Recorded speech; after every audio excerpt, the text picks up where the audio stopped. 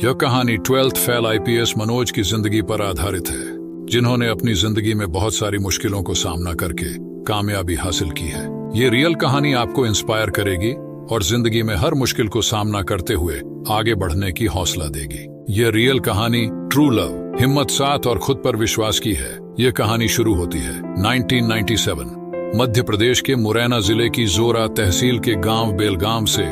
मनोज शर्मा का पूरे परिवार, बड़ा भाई दीपक शर्मा, पिता ओम प्रकाश शर्मा और मां शकुंतला शर्मा और एक छोटी बहन रजनी और एक दादी जी थे। मनोज के घर और परिवार की आर्थिक स्थिति सही नहीं था। मनोज के पिता कृषि विभाग में कार्यरत था और मनोज के घर में कमाने वाले और घर का खर्च चलाने वाले सिर्फ मनोज के पिता ही था। लेकिन एक दिन विधायक के किसान पर बीज घोटाले वाले फाइल पर साइन नहीं करने पर मनोज के पिता को कृषि विभाग से सस्पेंड कर देता है, जिसके वजह से मनोज के घर में और भी ज्यादा आर्थिक स्थिति खराब हो जाती है और घर का खर्च चलाने की सारी जिम्मेदारी मनोज के मां शकुंतला शर्मा के कंधों पर आ जाती है। फिर मनोज का 10th का एग्जाम, जिसमें स्कूल में सभी बच्चों को टीचर द्वारा चीटिंग करवाया जाता है ताकि स्कूल के सभी बच्चे पास हो जाएं, और सभी बच्चे स्कूल में चीटिंग करके पास हो जाता है और मनोज 10th में फर्स्ट डिवीजन से पास होता है। फिर कुछ साल बाद मनोज का 12th का एग्जाम नजदीक आता है। फिर मनोज घर की बुरी स्थिति देखकर सभी से कहता है, चिंता मत करो, मैं 12वीं पास हो जाऊंगा, फिर चपरासी का नौकरी करूंगा और घर को चलाऊंगा। फिर मनोज 12th के एग्जाम देने के लिए तैयारी करने लग जाता है,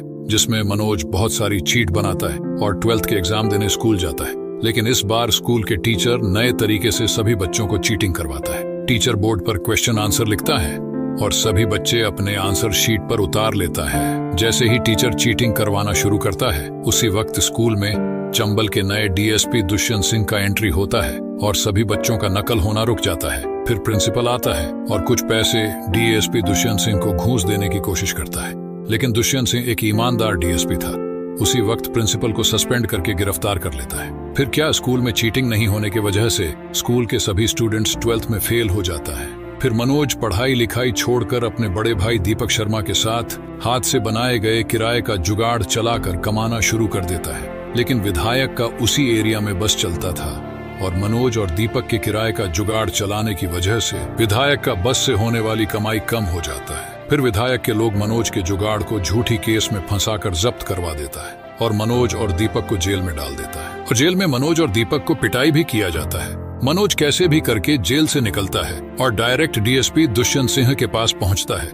दुष्यंत सिंह को सारी बातें बताता है। फिर DSP Dushyant Singh police station जाकर मनोज के भाई दीपक को छुड़वा देता है और मनोज के ईमानदारी देखकर डीएसपी दुष्यंत सिंह इम्प्रेस हो जाता है और दीपक मनोज से कहता है कि जुगाड़ के बारे में बात कर कि जुगाड़ को छोड़ देने के लिए।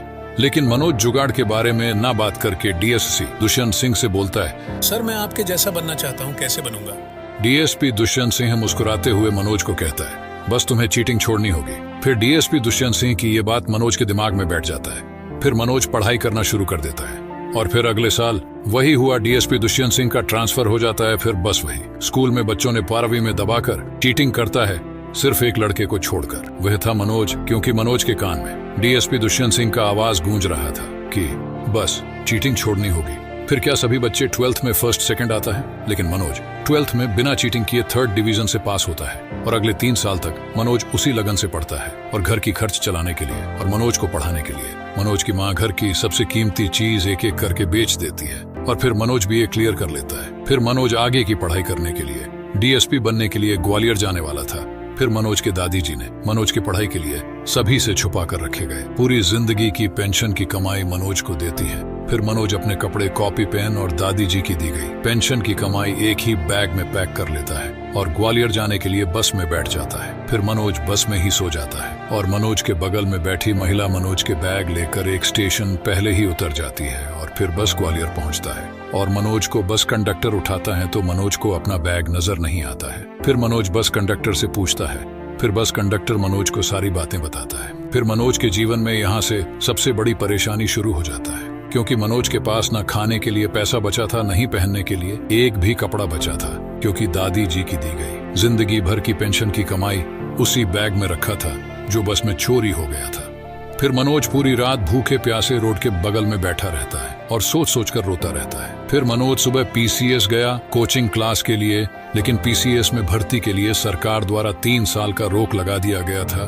जिसके वजह से पीसीएस को बंद कर दिया गया था। फिर मनोज कई दिनों तक होटल के पास भूखे प्यासे बैठा रहा। उसके अंदर घमासान युद्ध चल रहा था। एक दिन मनोज को अपना भूख बर्दाश्त नहीं हुआ और होटल के अंदर चला जाता है और होटल के मालिक से बोलता है, अंकल बहुत भूख लगी है, कुछ खाने के लिए मिल जाता तो मैं खाने के बदले होटल में काम कर देता, क्योंकि मेरे पास देने के लिए पैसे नहीं हैं। फिर मनोज उस होटल में भरपेट खाना खाता है। फिर उसके बगल में बैठा एक लड़का प्रीतम पांडे, जो मनोज को बहुत देर से देख रहा था। प्रीतम भी डीएसपी की तैयारी करने आया था, लेकिन पीसीएस बंद होने के कारण वो यूपीएससी की तैयारी करने के लिए दिल्ली जाने वाला था। वहीं पर मनोज प्रीतम से अपनी सारी परेशानी बताता है। मनोज प्रीतम से पूछता है, क्या आप गांव जा रहे हो? जिस पर प्रीतम कहता है, नहीं, दिल्ली जा रहा हूँ यूपीएससी की तैयारी करने। फिर मनोज कहता है, ये यूपीएससी क्या होता है? प्रीतम कहता है, तुझे यूपीएससी नहीं पता? वही आईएएस, आईपीएस। फिर मनोज कहता है, ये आईपीएस क्या होता है? फिर प्रीतम हंसते हुए मनोज को मजाक बनाते हुए बोलता है, तू तो डीएसपी बनने आया था ना,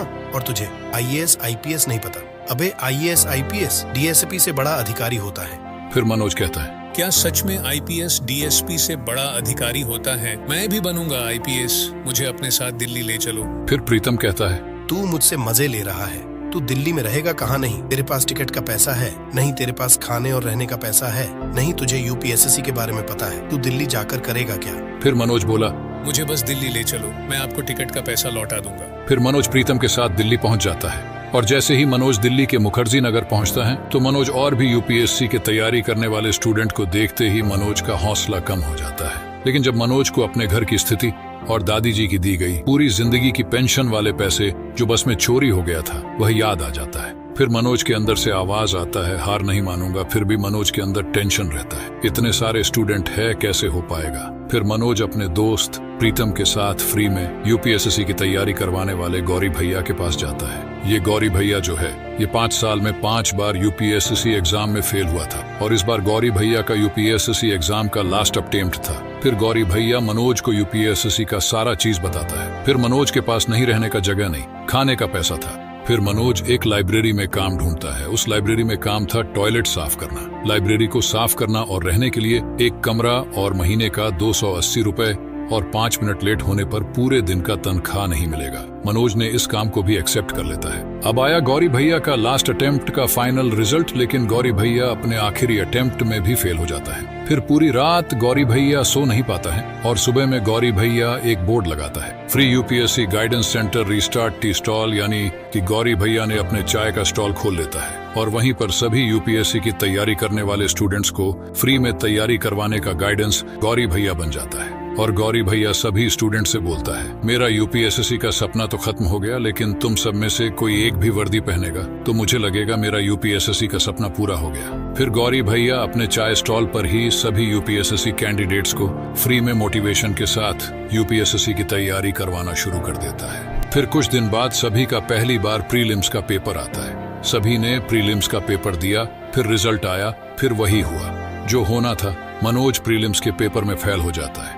फिर गौरी भैया बोलता है, कोई बात नहीं, फिर से रिस्टार्ट। फिर मनोज रिस्टार्ट करता है और 1 साल फिर से उसी लाइब्रेरी में काम करता रहता है और पढ़ता रहता है और गौरी भैया के चाय स्टॉल में भी मदद करता रहता है। और फिर मनोज पूरे साल लगा रहता है अपने हारे हुए सपने को जीतने में। वही लाइब्रेरी में टॉयलेट साफ करना, लाइब्रेरी साफ करना, कपड़ा धोना, फिर उसी लाइब्रेरी में भूखे प्यासे बिना नहाए पढ़ाई करना और पढ़ते पढ़ते उसी लाइब्रेरी में सो जाना। फिर अगले दिन मनोज का प्रीलिम्स का दूसरा अटेम्प्ट था और इस बार मनोज अच्छे से एग्जाम देता है और प्रीलिम्स क्लियर कर लेता है। ये सबके लिए शॉकिंग था क्योंकि बिना कोचिंग के अपने सेल्फ स्टडी से मनोज प्रीलिम्स क्लियर किया था, लेकिन अब मनोज को मेंस क्लियर करने के लिए कोचिंग की जरूरत था। वह एक कोचिंग ढूंढता है और जाता है, लेकिन कोचिंग की फीस ज्यादा था, लेकिन मनोज के पास पैसा कम था। फिर मनोज कोचिंग में साफ सफाई करने का काम बोलकर कोचिंग ज्वाइन कर लेता है, लेकिन मनोज एक ईमानदार था, उन्हें झूठ बोलना पसंद नहीं था, लेकिन वो कोचिंग वाले झूठ बोलकर सभी बच्चों को ज्वाइन करता था। लेकिन मनोज को सच्चाई पता चल जाता है और मनोज ने सच्चाई सबके सामने बोल देता है, जिस वजह से मनोज को उस कोचिंग से निकाल देता है। और वहीं पर एक लड़की श्रद्धा जोशी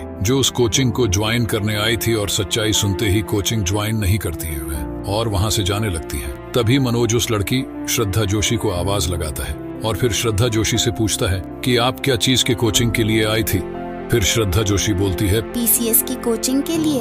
लेकिन आप क्या चीज की कोचिंग के लिए आए थे? फिर मनोज कहता है मैं मेंस की कोचिंग के लिए आया था। फिर श्रद्धा जोशी मनोज से उनका नाम पूछती है और फिर वहाँ से चली जाती है। मनोज बहुत खुश हो जाता है क्योंकि पहली बार किसी लड़की ने उसका नाम पूछा था। अगले कई दिनों तक मनोज उस लड़की श्रद्धा जोशी के बारे में सोचता रहता है। फिर एक दिन वही लड़की लाइब्रेरी में आती है। जिस लाइब्रेरी में मनोज काम करता था, मनोज के हाथ में एक किताब था एरोनॉटिकल, जिसे देखकर वह लड़की मनोज को गलती से इंजीनियर समझ लेती है। और मनोज उस लड़की को देखकर इतना एक्साइटेड हो जाता है कि मनोज उस वक्त श्रद्धा जोशी से नहीं बोल पाता है कि मैं इंजीनियरिंग नहीं किया हूँ। फिर श्रद्धा जोशी मनोज को एक कोचिंग के बारे में बताती हैं और श्रद्धा जोशी के साथ मनोज कोचिंग जाता है और फिर मनोज को टीचर बुलाता है और मनोज की तारीफ करता है क्योंकि मनोज ने ऐसे पेपर में बहुत अच्छा लिखा था। और धीरे धीरे मनोज को श्रद्धा जोशी से प्यार हो जाता है और श्रद्धा जोशी भी मनोज की पढ़ाई देखकर इम्प्रेस हो जाती है। फिर कोचिंग से जाते वक्त मनोज को एक बुक कलाम सर की अग्नि की उड़ान पसंद आता है, लेकिन मनोज के पास वो बुक खरीदने के लिए पैसे नहीं था।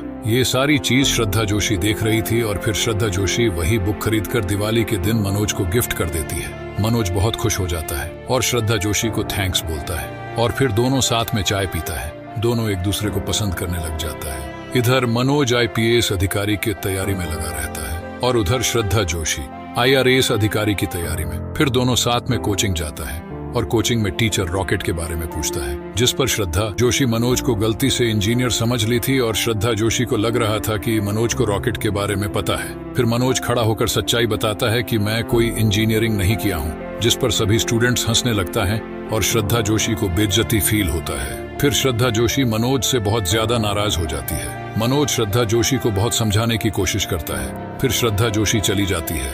फिर मनोज पूरी रात सो नहीं पाता है। फिर सुबह मनोज के लाइब्रेरी के मालिक मनोज को रद्दी बेचने के हिसाब में मनोज के पिता को बेईमान बोल देता है, जो मनोज को बर्दाश्त नहीं होता। फिर क्या मनोज उस लाइब्रेरी को छोड़ देता है और क्लास जाना भी छोड़ देता है। उधर शारदा जोशी अपने प्रीलिम्स का एग्जाम देने चली जाती है और इधर मनोज एक टूटे फूटे मकान में आटा चक्की में काम करना और उसी में पढ़ना और उसी में सो जाना। फिर क्या मेंस का पेपर इतना आसान थोड़ी न था। वही हुआ, मेंस का पेपर दिया। फिर क्या हिंदी मीडियम का मनोज इंग्लिश के क्वालिफाइंग पेपर में टूरिज्म इंडिया की जगह पर टेररिज्म इंडिया पढ़ लेता है और टूरिज्म इंडिया की जगह पर टेररिज्म इंडिया के बारे में लिख देता है। फिर क्या रिजल्ट आने से पहले ही मनोज मेंस में फेल हो जाता है और वहीं पर बैठकर रोने लगता है। अब फिर से मनोज 0 पर आ जाता है। फिर उस दिन के बाद मनोज पढ़ाई लिखाई और उस शहर को छोड़कर श्रद्धा से मिलने मंसूरी श्रद्धा के घर चला जाता है, लेकिन श्रद्धा शादी में अपनी बुआ के वहाँ गई हुई होती है। फिर श्रद्धा के यहाँ रहने वाले किशन अंकल श्रद्धा को कॉल लगाता है और फिर मनोज श्रद्धा से कॉल पर बात करता है और श्रद्धा मनोज से पूछती है, मेंस का एग्जाम कैसा गया मनोज?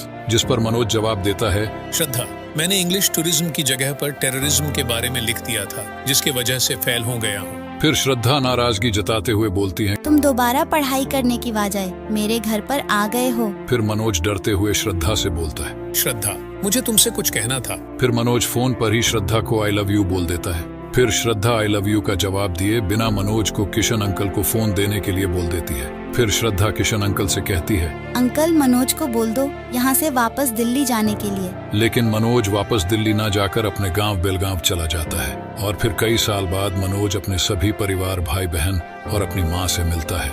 लेकिन मनोज को कहीं पर दादी जी नजर नहीं आती है क्योंकि मनोज की दादी जी की देहांत हो चुकी थी। फिर मनोज को बहुत पछतावा हो रहा था क्योंकि मनोज की दादी जी की सपना था कि एक दिन मनोज वर्दी में आएगा। फिर क्या मनोज हार नहीं माना और अब मनोज पढ़ाई के साथ साथ अपने घर का भी जिम्मेदारी उठा लेता है और उस दिन से मनोज दिन रात एक कर देता है। 15 घंटे आटा चक्की में काम करता है, 6 घंटे पढ़ाई करता है और सिर्फ 3 घंटे सोता है। फिर मनोज को यहाँ से गांव ले जाने के लिए मनोज के पापा आता है, लेकिन मनोज गांव जाने से इनकार कर देता है और अपने पापा से कहता है, हार नहीं मानूंगा, रार नहीं ठानूंगा। उसके बाद मनोज फिर से 0 से अपने प्रीलिम्स की तैयारी के लिए वही कोचिंग जाने लगता है। फिर उसी कोचिंग में श्रद्धा मनोज से मिलने आती है और मनोज को सॉरी बोलती है। फिर मनोज बोलता है, प्यार मोहब्बत का टाइम ही कहाँ है, सिर्फ पढ़ाई पर फोकस करना है। मुझ पर बहुत जिम्मेदारी है, अब प्रीलिम्स क्लियर करने के बाद बात करता हूँ। ये श्रद्धा से कहते हुए मनोज वहाँ से चला जाता है। फिर कई महीनों तक श्रद्धा और मनोज एक दूसरे से नहीं मिलता है। मनोज दिन रात मेहनत करता रहता है, फिर प्रीलिम्स का पेपर देता है और फिर रिजल्ट के दिन आता है, लेकिन मनोज रिजल्ट देखने नहीं जाता है। फिर श्रद्धा वहीं टूटी फूटी मकान में मनोज से मिलने आती है और मनोज से कहती है कि मनोज तुम्हारा प्रीलिम्स क्लियर हो गया है। फिर मनोज बहुत खुश हो जाता है और बहुत ज्यादा एक्साइटेड भी हो जाता है क्योंकि श्रद्धा फिर से मनोज की जिंदगी में वापस आ रही थी। फिर श्रद्धा मनोज को आटा चक्की के काम छोड़कर आगे की पढ़ाई करने के लिए अपने साथ ले जाना चाहती थी, लेकिन मनोज श्रद्धा के साथ जाने से इनकार कर देता है, क्योंकि मनोज को आटा चक्की पर काम करके अपने घर का भी खर्च उठाना पड़ता था। फिर श्रद्धा वहां से चली जाती है। फिर मनोज के मेंस का एग्जाम आता है, जिसमें मनोज 20 सवाल में से 10 सवाल का भी जवाब नहीं लिख पाता है। फिर क्या वही हुआ, मनोज कुमार शर्मा अपने मेंस के तीसरे अटेम्प्ट में भी फेल हो जाता है। लेकिन फिर भी मनोज श्रद्धा के साथ रात के 2 बजे गौरी भैया के रीस्टार्ट टी स्टॉल के पास बैठा हुआ रहता है। उधर से प्रीतम आता है और मनोज से बोलता है, बेटा मनोज, कुछ बन जा, नहीं तो ये श्रद्धा भी छोड़कर चली जाएगी, क्योंकि लूजर्स के साथ कोई नहीं टिकना चाहता है। क्योंकि प्रीतम को मेंस में फेल होने पर तानिया छोड़कर चली गई थी। प्रीतम की ये बात श्रद्धा को बहुत बुरी लगती है। फिर श्रद्धा रोती हुई वहां से जाने लगती है। फिर मनोज श्रद्धा को रोकता है। फिर श्रद्धा मनोज से कहती है, मनोज, तुमने उस दिन बोला था ना कि तुम दुनिया पलट दोगे अगर मैं तुम्हें आई लव यू बोल दूंगी, तो आज मैं तुम्हें आई लव यू बोलती हूँ। अब मनोज जाओ और पलट दो दुनिया। यहाँ से मनोज के मरे हुए सपना फिर से जिंदा हो जाता है और मनोज दौड़ते हुए IAS ऑफिसर दीप मोहन सिंह के पास जाता है। उनसे मनोज कहता है, सर प्रीलिम्स निकाल लेता हूँ लेकिन मेंस नहीं निकाल पाता। फिर IAS दीप मोहन सिंह मनोज को 8 मिनट 20 सेकंड में कुछ लिखने के लिए बोलता है, लेकिन मनोज 8 मिनट 20 सेकंड में 80 शब्द भी नहीं लिख पाता है। फिर IAS दीप मोहन सिंह बोलता है, मनोज मेंस तुमसे क्लियर नहीं हो पाएगा। ये कहकर दीप मोहन सिंह वहां से चला जाता है। फिर मनोज का असली मसीहा गौरी भैया मनोज को बहुत डांटता है और कहता है, आज के बाद तू आटा चक्की पर काम नहीं करेगा, तेरे घर का खर्च और तेरे पढ़ाई का खर्च मैं उठाऊंगा, तू सिर्फ पढ़ाई करेगा। फिर मनोज का सारा सामान गौरी भैया अपने रूम में शिफ्ट करवा देता है और फिर मनोज से मिलने श्रद्धा आती है और श्रद्धा अपने पापा की दिए हुए वॉच मनोज को देती है और कहती है, 16 घंटे घड़ी चलेगी और 16 घंटे तुम पढ़ाई करोगे। फिर क्या मनोज दिन रात कोई काम नहीं, सिर्फ पढ़ाई करना शुरू कर देता है। उधर गौरी भैया मनोज के घर का और मनोज की पढ़ाई का जिम्मेदारी उठाने लगता है। फिर श्रद्धा मनोज से मिलकर अपने गांव मंसूरी अपने PCS के मेंस के एग्जाम देने के लिए चली जाती है और इधर मनोज अपने UPSC मेंस के तैयारी में लगा रहता है। फिर उधर श्रद्धा का PCS का मेंस क्लियर हो जाती है और फिर कुछ दिन के बाद श्रद्धा की इंटरव्यू भी क्लियर हो जाती है और श्रद्धा IRS अधिकारी बन जाती है। ये खुशखबरी श्रद्धा मनोज को कॉल पर कहती है और अब मनोज की मोटिवेशन जो था वो इंस्पिरेशन बन जाता है। और फिर क्या मेंस के पेपर में मनोज ने भूचाल मचा देता है और प्रीतम अपनी लास्ट अटेम्प्ट में भी फेल हो जाता है और मनोज का मेंस क्लियर हो जाता है। इस पर प्रीतम को थोड़ा जलन होता है क्योंकि प्रीतम फेल हो गया था और मनोज पास हो गया था। फिर प्रीतम रात में खूब नशा किया और श्रद्धा के घर वाले फोन पर कॉल करके मनोज और श्रद्धा के बारे में श्रद्धा के पापा को बहुत कुछ बोल देता है। फिर प्रीतम को रोड पर नशे के हाल में देखकर पुलिस ने प्रीतम को लॉकअप में डाल देता है। फिर मनोज अपने दोस्त प्रीतम को छुड़वाने पुलिस स्टेशन जाता है और कैसे भी करके प्रीतम को छुड़वा लेता है और प्रीतम का फोन चेक करता है। फोन में श्रद्धा का घर वाले नंबर पर बात किया हुआ था। फिर मनोज प्रीतम पर बहुत गुस्सा करता है क्योंकि प्रीतम के वजह से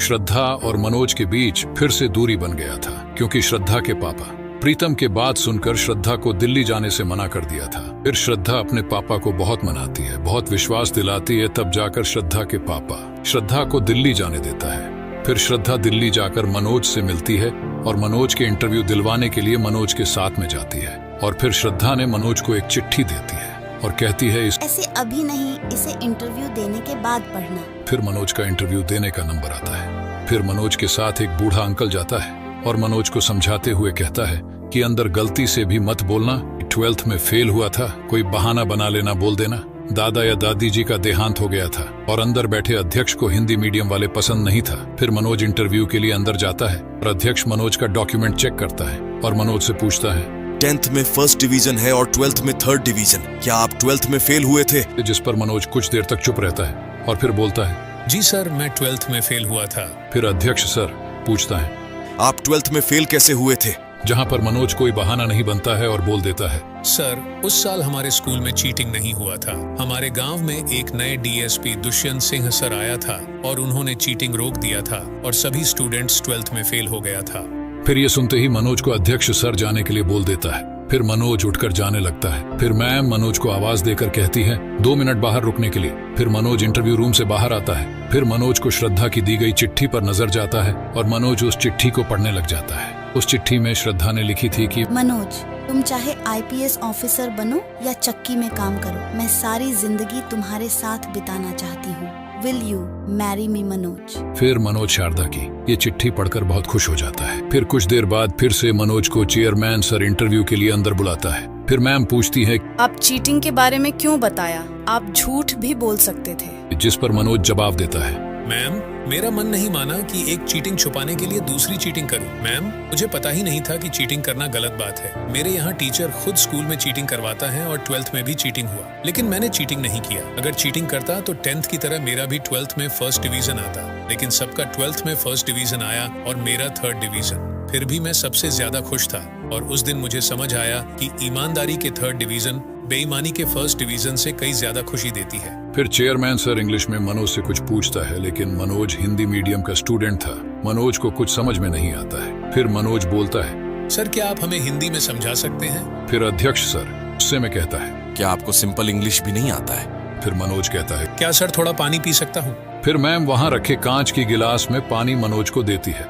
फिर मनोज कहता है, नहीं मैम, क्या स्टील की गिलास में पानी मिल सकता है? क्योंकि कांच की गिलास में पानी पीने की मुझे आदत नहीं है। फिर चेयरमैन सर गुस्से में मनोज को कहता है, पानी साफ है ना, पी लीजिए। गिलास से कोई फर्क नहीं पड़ता, चाहे वह कांच की गिलास हो या स्टील की गिलास हो। फिर मनोज कहता है, मैं भी वही कह रहा हूँ सर, बस पानी साफ होना चाहिए, चाहे वह स्टील की गिलास में हो या कांच की गिलास में। वैसे ही ऑफिसर साफ होना चाहिए, चाहे वह इंग्लिश बोले या हिंदी।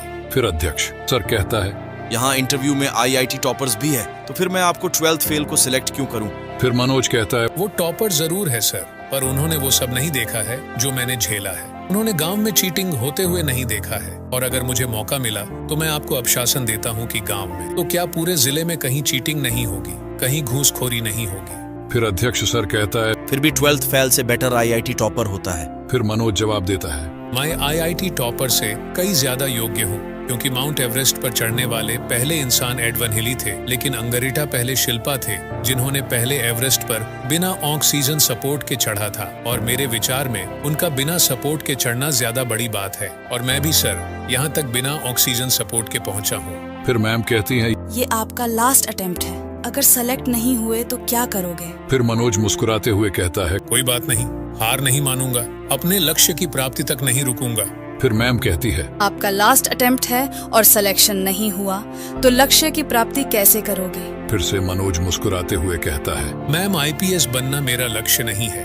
मेरा लक्ष्य देश को सुधारना है। अगर मेरा सिलेक्शन नहीं होता है तो मैं गांव जाकर टीचर बनकर बच्चों को पढ़ाऊंगा और समझाऊंगा चीटिंग छोड़नी होगी। फिर चेयरमैन सर थोड़े गुस्से में मनोज को कहता है, अब आप यहाँ से जा सकते हैं। फिर मनोज सभी को मुस्कुराते हुए थैंक्स बोलता है और इंटरव्यू रूम से बाहर आ जाता है। फिर 1.5 महीने बाद इंटरव्यू का फाइनल रिजल्ट देखने के लिए श्रद्धा जबरदस्ती मनोज को खींच कर लेकर आती है, लेकिन मनोज तो आना ही नहीं चाहता था, क्योंकि मनोज को पूरा यकीन था कि मेरा इंटरव्यू क्लियर नहीं हुआ होगा। लेकिन श्रद्धा मनोज का हाथ पकड़कर कहती है, मनोज चलो तो सही, अगर सिलेक्शन नहीं भी हुआ तो कोई बात नहीं, साथ में आटा चक्की चला लेंगे। फिर हजारों के भीड़ मनोज का हिम्मत नहीं हुआ अपना इंटरव्यू का रिजल्ट देखने का। मनोज श्रद्धा को बोलता है रिजल्ट देखने जाने के लिए। फिर श्रद्धा जाती है। फिर क्या मनोज का सिलेक्शन हो चुका था, क्योंकि इंटरव्यू के सभी अध्यक्ष ने उसी वक्त मनोज की ईमानदारी और मनोज की नीयत देखकर सिलेक्ट कर लिया था, क्योंकि देश को एक ईमानदार ऑफिसर चाहिए था। फिर धीरे धीरे सभी चीज सीख ही जाएगा और ये लड़का आएगा तो पुलिस का इमेज सुधार देगा। ये सारी बातें अध्यक्ष आपस में बात करके मनोज का सिलेक्शन दे दिया था। फिर क्या श्रद्धा जैसे ही देखा कि मनोज का सिलेक्शन हो गया, श्रद्धा के आंखों से खुशी का आंसू बहने लगती है, और फिर श्रद्धा मनोज को जैसे ही बताती है, मनोज भी खुशी से रोने लगता है। फिर उधर से गौरी भैया अपने लिए रखे थे वर्दी, वही वर्दी मनोज को देता है। फिर उधर से प्रीतम आता है। सभी के चेहरे पर खुशी का कोई ठिकाना नहीं था। फिर प्रीतम कैमरा निकाल कर कहता है, breaking news 12th fail and toilet sweeper आटा, चक्की boy my friends IPS topper Manoj Kumar Sharma.